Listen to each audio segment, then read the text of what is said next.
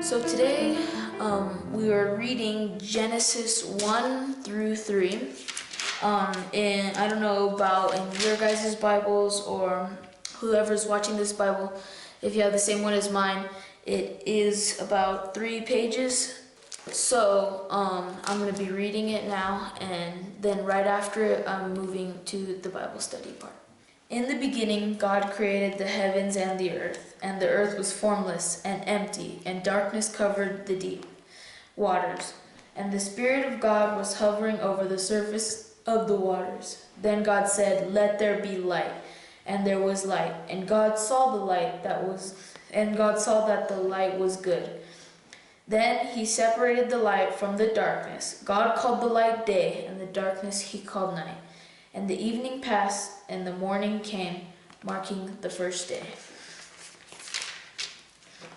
Then God said, "Let there be a space between waters to separate the waters from the heavens and the waters from the earth." And that is what happened. God made this space to separate the waters from the earth and the waters from the heavens. God called the space sky. And the evening passed, and the morning came, marking the second day. Then God said, "Let the waters beneath the sky flow together into one place, so dry ground may appear." And that is what happened. God called the dry ground land, and the waters seas. And God saw that it was good. Then God saw that it was good. Then God said, "Let the land sprout with vegetation, every sort of seed-bearing plant and trees that grow seed-bearing fruit. These seeds will then produce the kinds of plants and trees from which they came." And that is what happened. The land produced vegetation, all sorts of seed-bearing plants and trees with seed-bearing fruit. Their seeds produced plants, trees of the same kind. And God saw that it was good. And evening passed, and morning came, marking the third day. Then God said, "Let lights appear in the sky to separate the day from the night. Let them mark off the seasons, days, and years. Let these lights in the sky shine down on the earth." And that is what happened. God made 2 great lights, the larger one to govern the day, and the smaller one to govern the night. He also made the stars. God set these lights in the sky to light the earth, to govern the day and night, and to separate the light from the darkness. And God saw that it was good. And evening passed, and morning came, marking the fourth day. Then God said, "Let the waters swarm with fish and other life. Let the skies be filled with birds of every kind." So God created great sea creatures and every living thing that scurries and swarms in the water, and every sort of bird, each producing offspring of the same kind. Then God said, "Let the earth produce every sort of animal, each providing offspring of the same kind, livestock, small animals that scurry along the ground, and wild animals." And this is what happened. God made all sorts of wild animals, livestock, and small animals, each able to produce offspring of that same kind. And God saw that it was good. Then God blessed them, saying, "Be fruitful and multiply. Let the fish fill the seas, and let the birds multiply on the earth." And the evening passed, and the morning came, marking the 5th day. Then God said, "Let us make human beings in our own image, to be like us. They will reign over the fish of the sea and the birds of the sky, the livestock, all the wild animals on the earth, and the small animals that scurry along the ground." So God created human beings in his own image. In the image of God he created them, male and female. He created them. Then God blessed them and said, "Be fruitful and multiply, fill the earth and govern it. Reign over the fish of the sea and the birds of the sky and all the animals that scurry along the ground. Then God said, "Look, I have given you every seed-bearing plant throughout the earth, and all the fruitful trees for your food. And I have given every green plant as food for all the wild animals, the birds of the sky and the small animals that scurry along the ground, everything that has life." And that is what happened. Then God looked over all he had made, and he saw that it was very good. And the evening passed, and the morning came, marking the sixth day. So Genesis chapter 2. Chapter 2. So the creation of the heavens and the earth and everything in them was complete. On the seventh day, God had finished his work of creation, so he rested from all his work. And God blessed the seventh day and declared it holy, because it was the day he rested from all his work of creation. This is the account of the creation of the heavens and the earth. When the Lord God made the earth and the heavens, neither wild plants nor grain were growing on the earth, for the Lord God had not yet sent rain to water the earth, and there were no people to cultivate the soil. Instead, springs came up from the ground and watered all the land. Then the Lord God formed the man from the dust of the ground. He breathed the breath of life into the man's nostrils, and the man became a living person. Then the Lord God planted a garden in Eden in the east, and there he placed the man he had made. The Lord God made all sorts of trees grow up from the ground, trees that were beautiful and produced delicious fruit. In the middle of the garden, he placed the tree of life and the tree of knowledge of good and evil. A river flowed from the land of Eden, watering the garden. Then a river flowed from the land of Eden, watering the garden and then dividing into 4 branches. The first branch, called the Pishon, flowed around the entire land of Havilah, where gold is found. The gold of that land is exceptionally pure. Aromatic resin and onyx stone are also found there.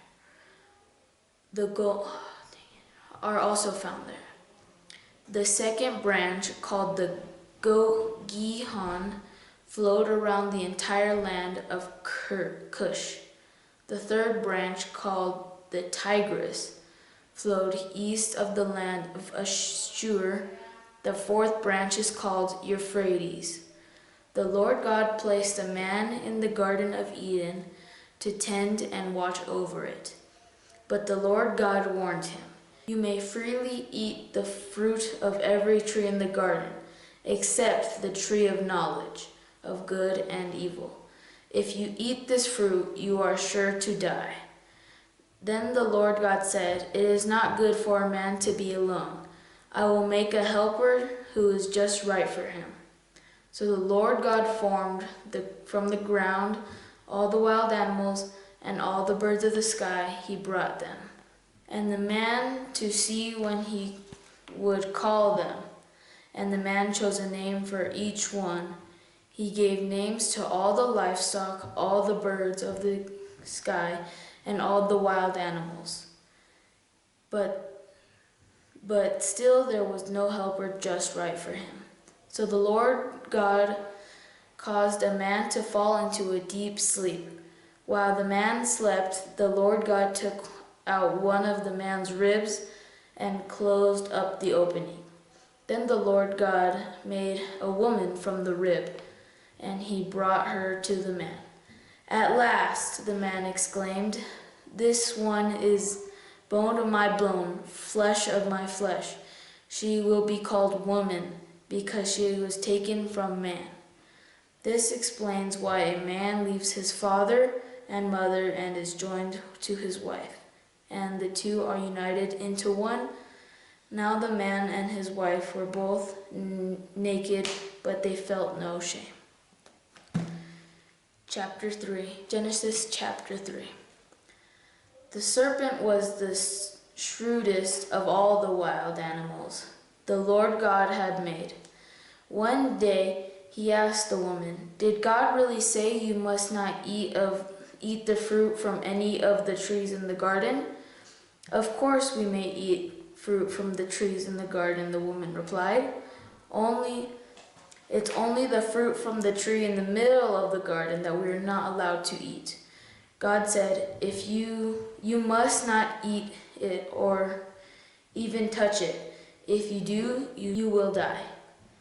"You won't die," the serpent replied to the woman.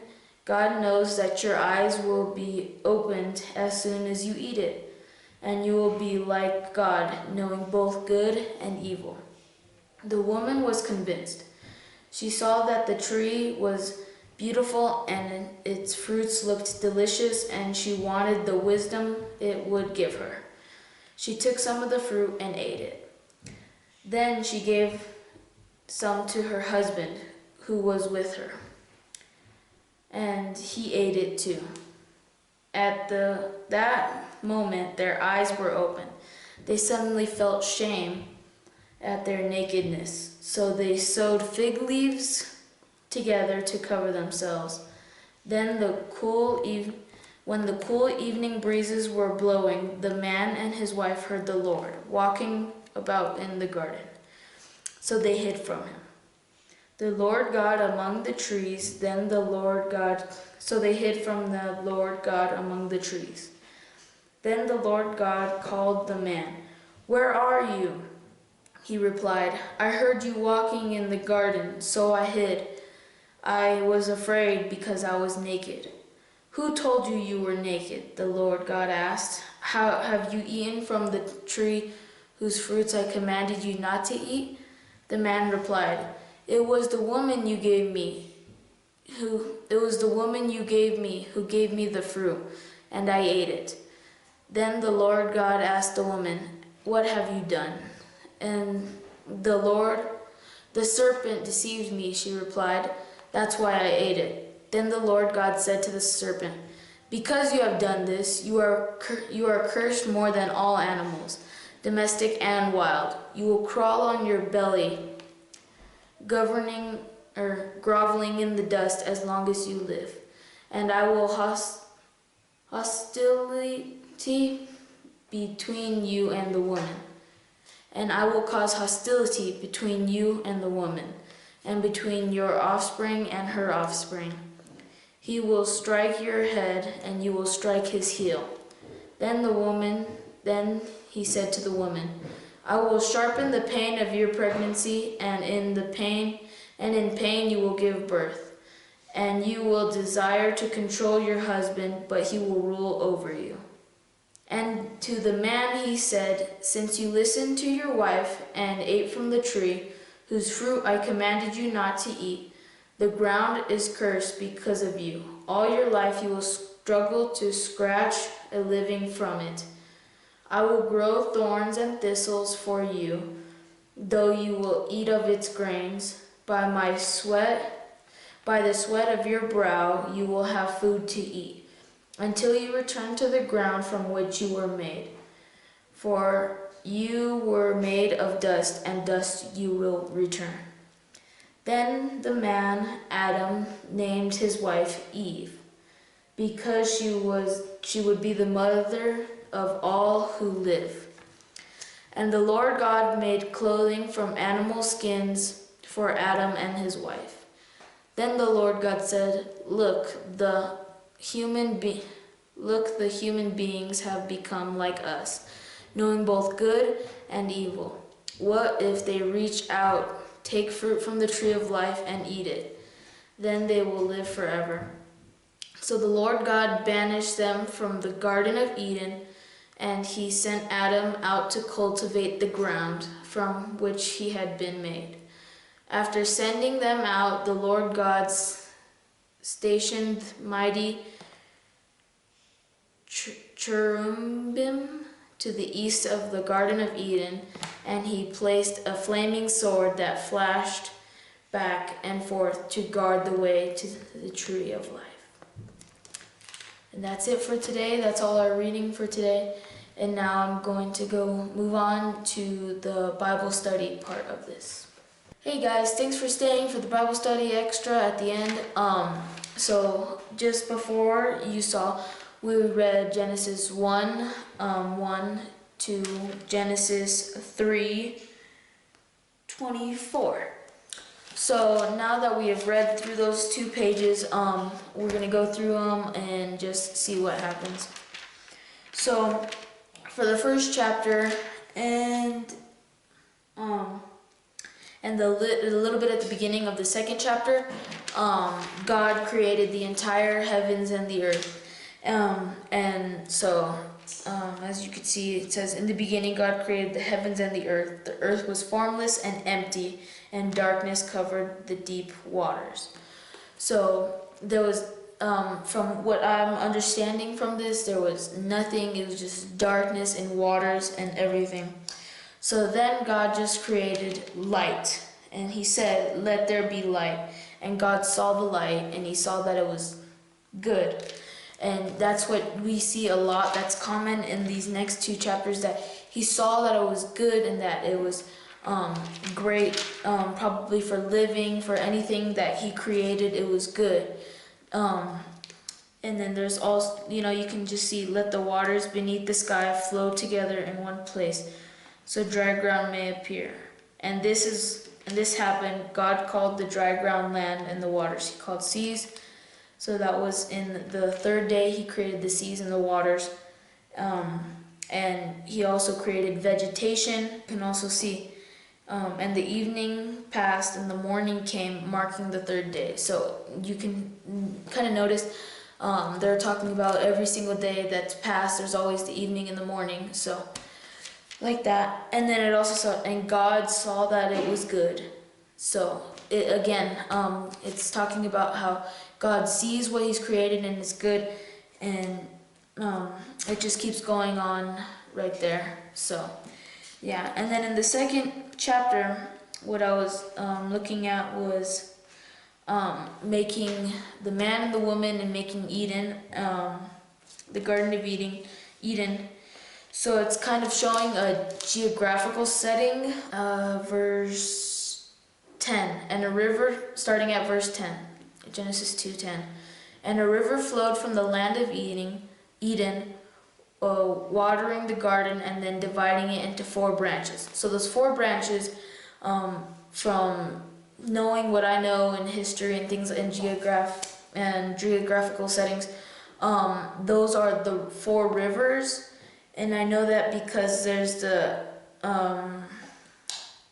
from what I know, there's the Tigris River and the Euphrates River. And actually, I don't really know where, but I know there's a Tigris River and a Euphrates River, and that's what it's talking about. The 3rd branch, called the Tigris, flowed east of the land of Ashur. So I don't think it's still called Ashur. I don't know what the country would be. And the 4th branch, called the Euphrates. So that's what I was just thinking, learning about that. And then, the rest of the 3rd is talking about how he creates woman, flesh out of my flesh. And Genesis 3:23. At last, the man exclaimed, this one is bone of my bone and flesh of my flesh. She will be called woman, because she was taken from man. So again, it's talking about how, and then it also says, this explains why a man leaves his father and mother and is joined to his wife, and the two are united into one. So that's talking about, even though back then it's still talking about how man and woman come together to be one flesh once a man leaves his parents and they become married, and so And they all are exclaimed, and it's joined together as one flesh, and they are bone of their bone and flesh of flesh. So they become from two people into one. And then in the last chapter that we read, the chapter 3, it talks about how the serpent is he's defying God by deceiving the woman into eating, and then the woman deceiving the man to eating the fruit too. So, and then it talks about how they're become banished from the Garden of Eden, and it also talks about a few other things that are true, and that's why it's the Bible, because it's true. And so I'm just going to read a little bit of it. So it talks about in the second verse, in the first verse, it's starting to talk about where the serpent is trying to deceive the woman.